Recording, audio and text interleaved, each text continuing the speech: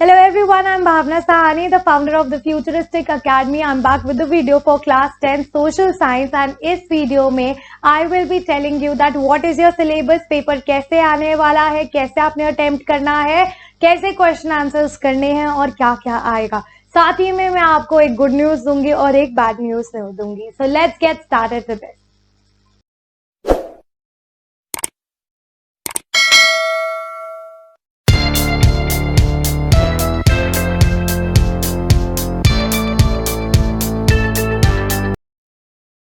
Guys the good news is that कि सब कुछ पहले जैसा हो चुका है। प्री पैंडेमिक पीरियड जैसा पार्टीज भी वैसे ही हो रही है, तो ऑब्वियसली स्कूल्स भी वैसे ही होंगे, पढ़ाई भी वैसे ही होगी। Good news is that and the bad news is that nothing has been deleted.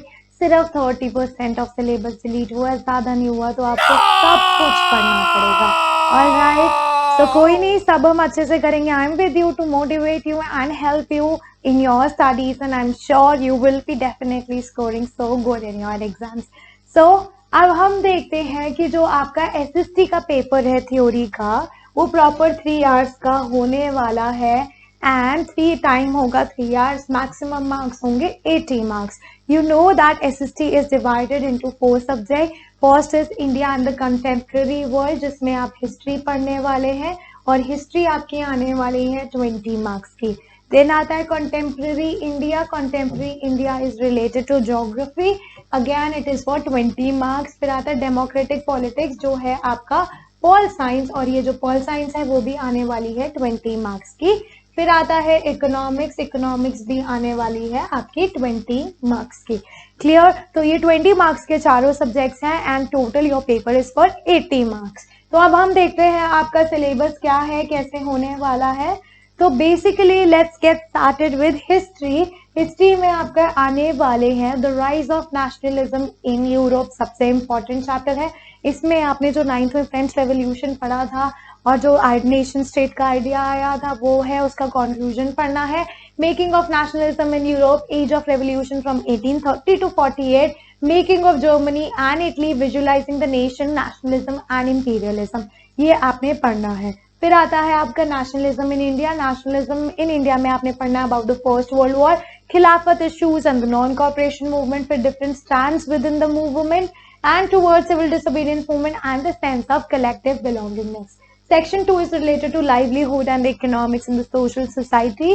Alright, इसमें आपने पढ़ना making of the global world, pre modern world, 19th century 1815 to 1914 तक, inter war economy, rebuilding world economy, post war कैसा हुआ था, post era war. फिर आता है आपका next chapter the age of industrialisation. इसमें आपने पढ़ना before the industrial revolution, hands, labour and steam power, industrialisation in the colonies, factories came up.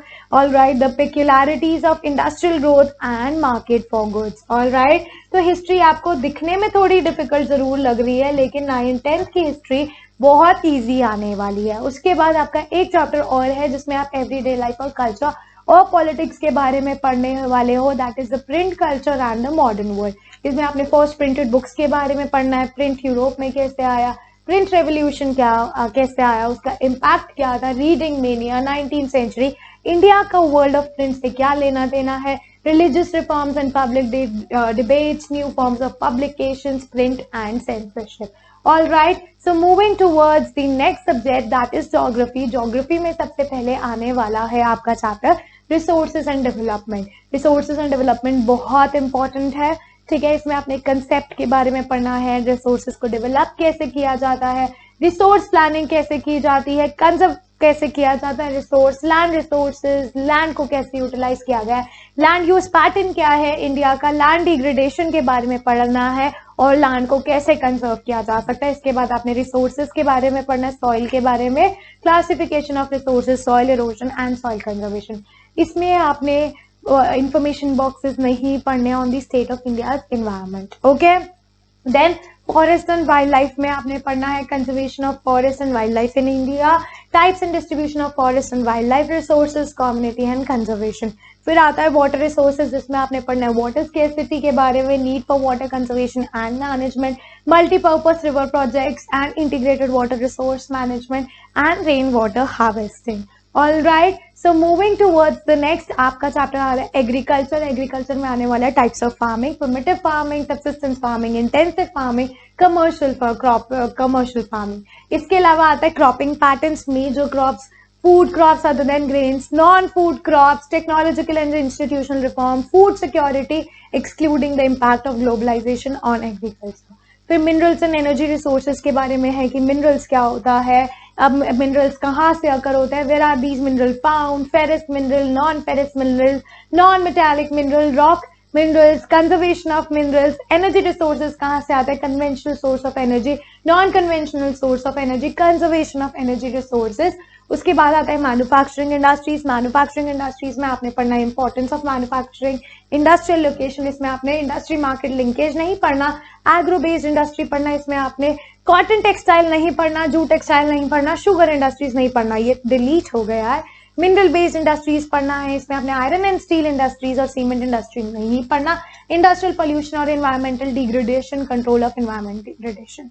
Okay, फिर आता है lifelines of national economy, roadways, railways, pipelines, waterways, major sea ports, airways, communication, international trade, tourism as a trade, ये आपने पढ़ना है।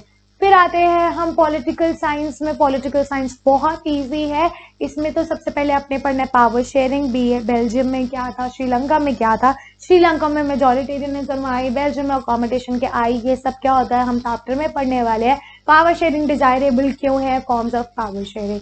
फिर आता है फेडरलिज्म। फेडरलिज्म क्या होता है, what makes India federal country, federalism का क्या कैसे प्रैक्टिस की करी जाती है, और डिसेंट्रलाइजेशन इन इंडिया। ठीक है, फिर आता है जेंडर, रिलीजन एंड कास्ट। इसमें आपने पढ़ना है जेंडर एंड पॉलिटिक्स के बारे में, public division, private division, workman political representation, religion, community, politics के बारे में, सेक्युलर स्टेट के बारे में पढ़ना है, लेकिन 46, 48 और 49 पेज नहीं पढ़ने एनसीईआरटी के।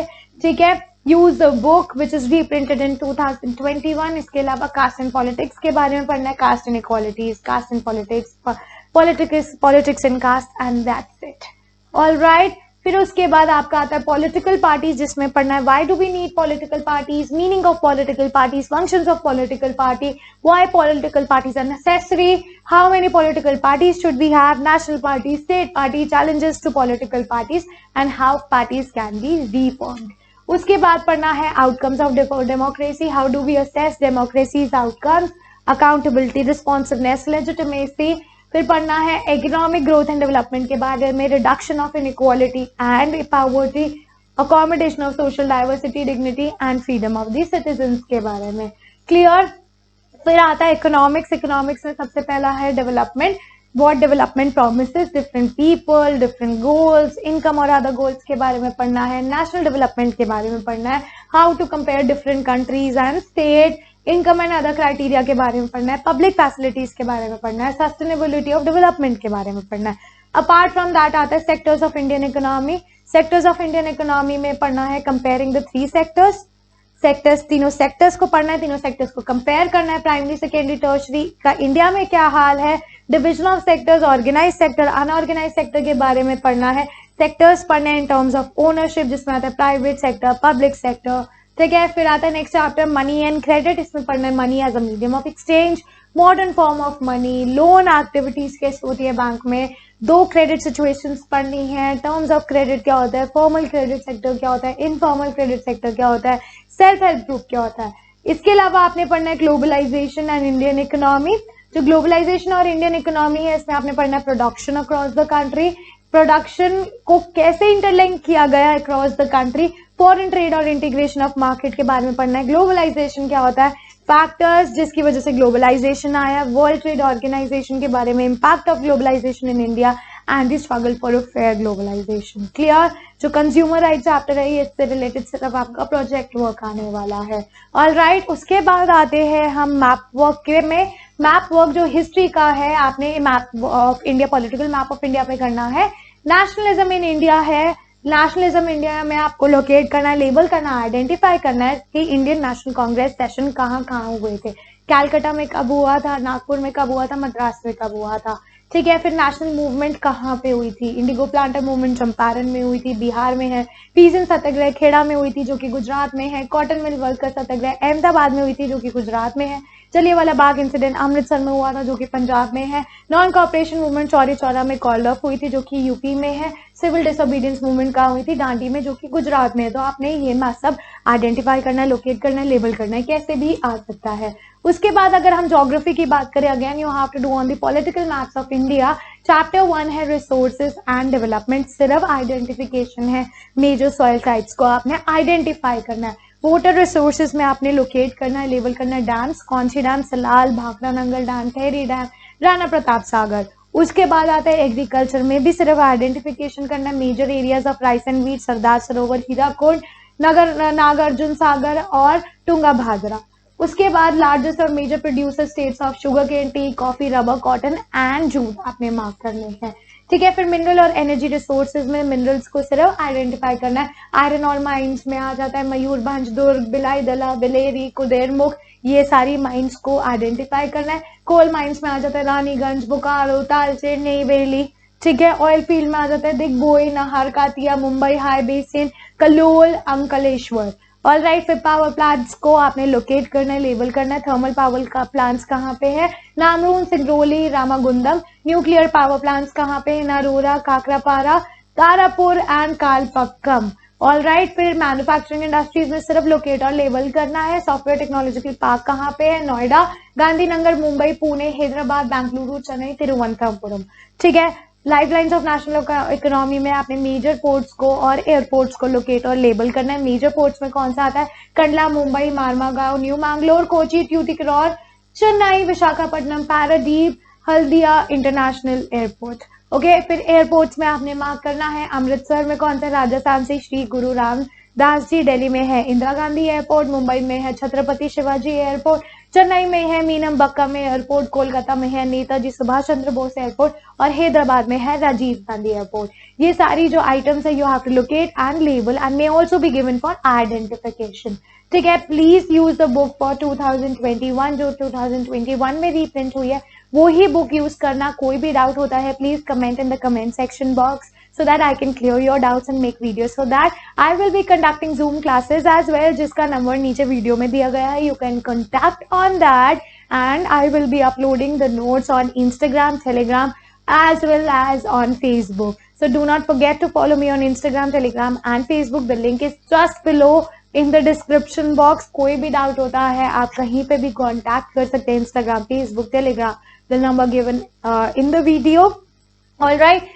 So I will be coming up for more such videos and with the explanation and the map book of your syllabus. So do not forget to ring the bell icon for the notification of my upcoming videos and do not forget to subscribe my channel.